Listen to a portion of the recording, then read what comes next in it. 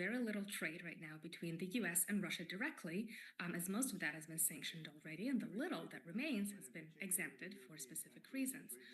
So there's not much scope to impose tariffs on Russia directly. However, other countries, most notably China and India, are still doing a lot of trade with Russia and, of course, with the US. So the idea that President Trump seems to have in mind is that he would impose significant tariffs, somewhere in the ballpark of 50%, on those other countries. And it would be akin to telling them basically it's either them, Russia, or us, the US. That said, the announcement yesterday regarding the potential sanctions was, I think, much weaker than many market participants expected, than many observers expected. The 30-day deadline is honestly eons in President Trump's pretty fast-paced world. He's much more accustomed to declaring and imposing tariffs straight away and then lifting them. So giving President Putin 50 days does seem unusually generous, especially given how Putin mostly just cruises past every deadline. And so how effective have international sanctions on Russia been so far? Are people in Russia noticing? Yes, that's a good question. Now, of course, Russia's economy right now is pretty much entirely a war economy. So there is a lot of defense production, there's a lot of military production. That is all funded by the Russian government. So the Russian government is using up their liquid assets to stimulate that production at the expense of the rest of the economy. So the civilian economy is suffering. The Russian government's liquid assets are depleting. There's not much investment in Russia at all, right, by other countries. They do receive revenues from energy trade. And then beyond that, they're sort of burning through their reserves to stimulate this military economy, while the rest of the economy, frankly, their interest rates are at 20%. So firms are not borrowing to expand. They're not borrowing to create new things. There is not much innovation growth. So I'd say the economy is sort of holding up on this military side while the rest is stagnating.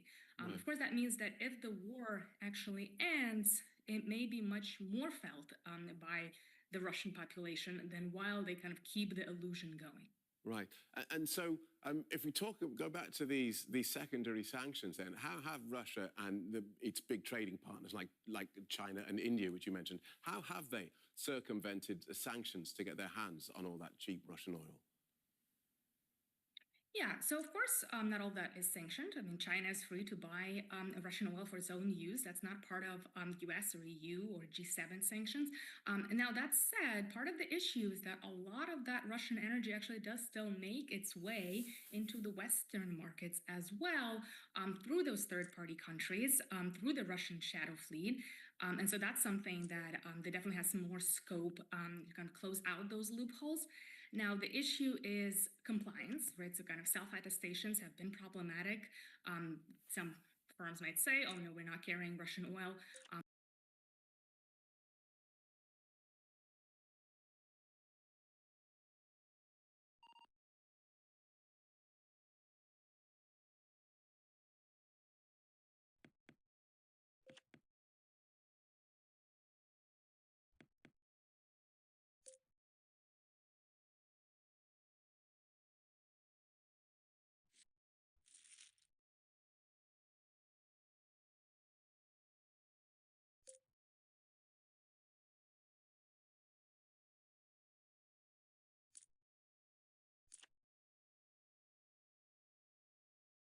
According to Russian sources, the assault on the city of Pokrovsk has begun.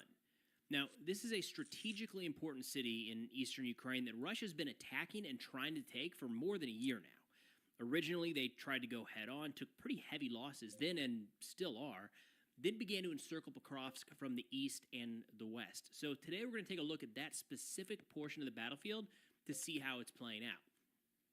Now, starting here with Deep State Map, which is a public resource I'll have linked in the description below, we're going to zoom in here to Pokrovsk to give you an idea of the area we're talking about today.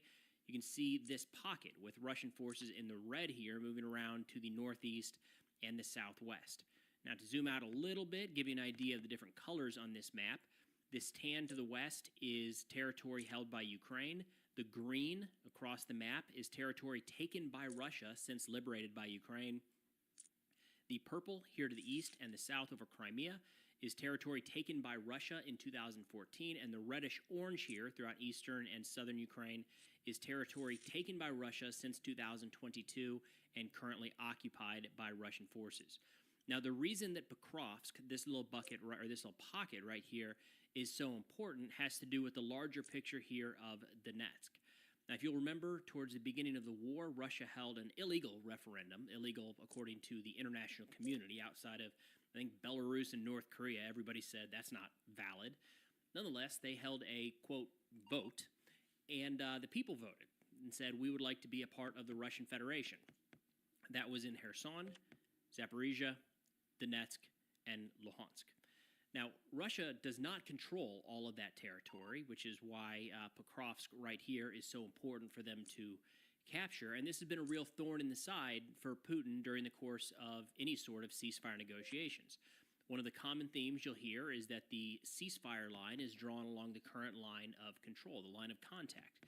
Well, in Luhansk, that's not that big of a deal. There are some small areas in that oblast still held by Ukrainian forces, but it's hard for Putin when you look at places like Donetsk, Zaporizhia, and Kherson, where there's major portions of that territory still under Ukrainian control. So how does Putin square with his population that they're over here trying to liberate the native Russian speakers, or whatever the term is they're using these days, and that this is now territory that is forever Russia, as they like to say, but they're just going to cede it to Ukraine in the event of a ceasefire? Unlikely, right? At the same time, there's no indication that Ukraine plans to give over any of this territory that Russia has not yet been able to take by force. It's a major problem with Russia as it comes to any sort of ceasefire negotiations. So zooming in here to Pokrovsk, this has generally been viewed as a strategically important city for a couple different reasons. First, it was a logistics hub for eastern Ukraine to keep Ukrainian forces supplied from Dnipro, Pavlograd moving east along the whole eastern portion of the front. Clearly, that's not the case anymore, and hasn't been the case for quite a while because of this little guy right here. A few months back, Russia severed this line moving east, so Pokrovsk is no longer the logistics hub that it once was, which, bigger picture, means that Pokrovsk is not as important to Ukraine today as it would have been had they lost this city 6, 9, certainly 12 months ago. Not to say that its loss is insignificant, but right now, it's not really a hub of logistics. Generally, anything coming towards Pokrovsk right now is just being used for the defense of Pokrovsk. It doesn't necessarily impact the rest of the East today. That doesn't mean that this situation is necessarily any better, but it's no longer like Pokrovsk falls and all of a sudden there's going to be a collapse of the Eastern Front. Now, from Ukraine's perspective, one of the reasons that Pokrovsk is so important is they've been able to build up substantial defensive networks around the city. This is also, if it were to fall, would be the largest by population, pre-war population, Ukrainian city to be taken by Russia since Bakhmut in 2023. So it's notable in a lot of ways. Now, as Ukraine has managed to hold back the Russian forces in some of these areas here, what they've done in the meantime is move further north and northwest and build up their defensive networks further inside of Ukrainian territory. So they are going to, at some point, the way this looks, is they will likely lose Pokrovsk. And the hope then, from the Ukrainian perspective, is that they've built up enough substantial defensive networks behind that to where Russia is not able to rapidly advance further inland. That was the goal for Russia when they began the push at Pokrovsk, was you clear this, move past those defenses, and it opens the door to take the rest of Donetsk. To be fair, that's not really been in the cards like since the opening weeks of the war. It's always been a conversation. Remember Bakhmut, as soon as that would fall, it's going to open up the rest of Donetsk. And here we are, 15 kilometers moved west in the last 2 years. So this is the argument that Russia is making. Nonetheless, this has been the focus of Russian offensive activity for more than a year now. In fact, if you go back to the Ukrainian push into Kursk last August up here in the north, one of the arguments for why Ukraine was doing that was trying to alleviate some of the pressure around Pokrovsk down here. So turning then to Russian reports of the assault on Pokrovsk, we're hearing this from the Russian Ministry of Defense and multiple mill bloggers right now talking about how the fighting here has begun. They're getting ready to take the city. Now, the situation around Pokrovsk is no doubt precarious, but we have also heard from a lot of loud Russian voices, to include some on social media, that Pokrovsk has been on the verge, that they're surrounded. They're going to fall. Their collapse is imminent for months at this point. So, again, the situation here does not look good for Ukraine. We're definitely seeing some Russian advances in a few different areas, but wouldn't be all that shocking if another 6 or 9 months from now, there is still a pocket of Pokrovsk held by Ukrainian forces. Nonetheless, turning to Russian mill blogger here, Yuri Kotanok, he says the assault on Pokrovsk has begun. In general, although we have not yet entered the administrative boundaries of Pokrovsk here, we are literally standing on them. East of Pokrovsk, the fierceness of the fighting is growing. The enemy, realizing the complexity of the situation, gradually concentrated many of his units here. Taking into account the rapid transfer of enemy reserves as well as the isolation from the rear, I think we should not expect further rapid progress. Moreover, the assault regiments of the Ukrainian armed forces have already begun their counterattacks here. Rapid progress is quite the way to say this. Now, one of the reasons I like Deep State Map is that you can pretty quickly move back and forth over the dates. And if we go back to the beginning of July, you'll see the change in territorial control here. It's not a lot. So you're talking about 2 full weeks. I don't know that I would list a couple kilometers as rapid advance, but then again, that's kind of the pace of operations in this conflict. So no rapid advance for the foreseeable future. And when they're talking about the isolation of their forward units, I've actually got a clip I'm going to play here in a second of just one of these roads leading up to Pokrovsk where Ukraine is just hammering Russian forces day in and day out. It's a road of death that we've seen in multiple portions of the front, and some recent footage that we'll show here in a second. Now, zoom back out here for a minute. Let's see. Yuri Kotanok continued by saying that the fighting has entered the city here, or the township here of Rodensky, and that they're starting to push a little further south towards Krasny Limon. He says, despite the fact that the armed forces of Ukraine transferred reserves from their assault units to this area, they have not been able to stop our advance. To the east, our units broke into Rusin Yar. Zoom out and kind of show you the area here. Again, a little further north. He says, quote, soon everything will be Russia. Again, notably, this is territory that Russia says they already own and already belongs to the Russian Federation, but they're certainly pushing in a couple different areas around Pokrovsk to the north and the southwest. But the southwest area, we have some footage coming out that I wanted to share with you all here. First off, talking about the challenges of Russian forces getting close to the line of contact, we've got a clip. I'm going to go ahead and play it here in a second. That's just right here between Zovta and Novostroitsky. No chance I'm getting that pronunciation correct. But nonetheless, it's just showing the damage that Ukrainian forces are inflicting on the Russians right here behind the line of contact. So let's go ahead and give that a play. This just came out a couple days ago, and you'll see, again, traveling the road of death. We've seen this quite a bit behind the line of contact as Ukraine has expanded the range of their drones. And simply getting to the line of contact, moving Russians forward to be able to take part in any sort of forward assault is costing them vehicles left, right, and center. Now, one argument could be made here that, hey, how do you know those are Russian vehicles? Couldn't they be Ukrainian vehicles? Technically, yeah.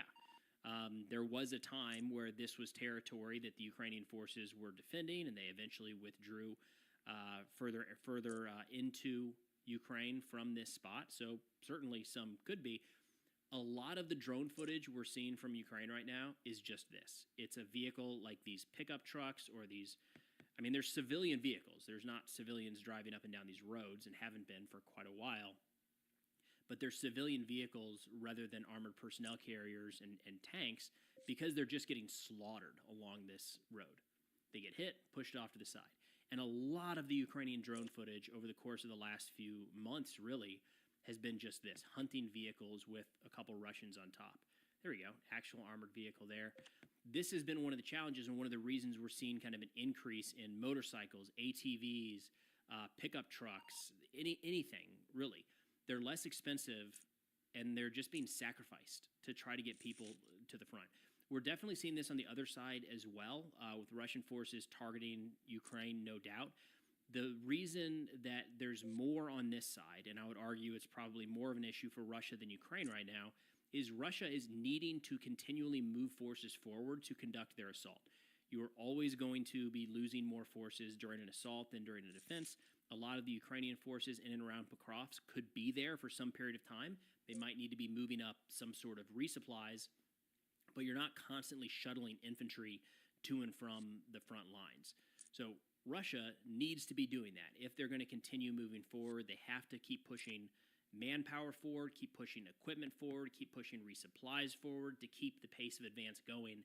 And that has been incredibly costly all across the front. It's not unique to Pokrovsk, but I did want to highlight this specific area here to show just, every 10 meters, maybe, every 20 meters, God, everything is destroyed. Now, turning back here to the map, again, that was just this area right in here was all we were looking at. And you got to imagine that type of destruction just goes all across the front as Ukraine has expanded the range of some of their drones. Another area, a little here to the further southwest, has gotten a lot of attention recently, Dokhny. Now, this is an area that Russia has, as of now, said they've taken control over, and they actually use some of this riverbed to assault forward towards Ukrainian positions. This was a video and assessment released by the Russian Ministry of Defense just a couple days ago. I'm going to go ahead and play this footage as we talk through how Russia described the attacks in this specific area. The Russian Ministry of Defense, they shared this footage saying that it was the 114th Separate Guards Motorized Rifle Brigade of the Center Group of Forces near Pokrovsk. They say the operation required overcoming a section of terrain with difficult terrain through open fields where the fighters were in full view for enemy drones. For covert movement, they used anti-drone ponchos, which you can kind of see in this footage. Definitely some loose clothing. I guess they're saying those are actual ponchos they're using, but also moved along various routes, including the bed of the Volcha River. Notably here, as you see them assaulting the Ukrainian trench line, in previous engagements in certain areas, there'd be a lot of Ukrainian defenders in there shooting back and killing the Russians as they came in, or at least there would be some sort of direct fire engagement. What we've seen recently is the infantry is really, really, really spread out along the front. Just because, we just played the footage of how hard it is for any significant quantity of vehicles or manpower to get within 20 or 30 kilometers of the front. So what we've seen is that fewer and fewer infantry are being used to hold those positions, and more drones are being used to overwatch them and conduct strikes. Might be one of the reasons here you're seeing the Russians in broad daylight apparently able to assault a Ukrainian trench line without much resistance. The Ministry of Defense statement says, quote, "The guys showed fortitude and excellent physical shape. We had to overcome many kilometers in full gear. It's also hot. In such weather, the poncho is like a bathhouse, but they were able to concentrate the necessary forces in forest belts and lowlands. As soon as they accumulated, they went to clean up the settlements. Both of these two settlements are down the same street. The Ukrainians saw how our boys methodically occupied house after house and simply retreated. They say the enemy actively used attack drones, which required constant improvisation and the use of non-standard solutions from the Russian military. The operation ended in success thanks to the coordinated action of all units, the high level of training of the fighters, and competent command. Many servicemen, including natives of Donbass, showed special motivation and resilience, liberating their native land." We got a flag raising here that the Russian forces are going to show, but notably, we're talking about a settlement, right? And this is what, team size element? Generally speaking, you would say a squad is 8 to 10, a team, in the U.S. military, 4 to 5. In the middle of this conflict, I'd probably put a team size element at 3 to 4, maybe. So that's what you have right there, right? A fire team essentially moving forward to clear one of these villages. That means that the resistance is not there anymore. Clearly, Ukrainian drone focus was elsewhere. There doesn't appear to be any Ukrainian forces in this clip from what we've seen. But again, when we're talking about how this war is progressing and looking at the map and seeing the progress of a couple kilometers here or there, this is it, right?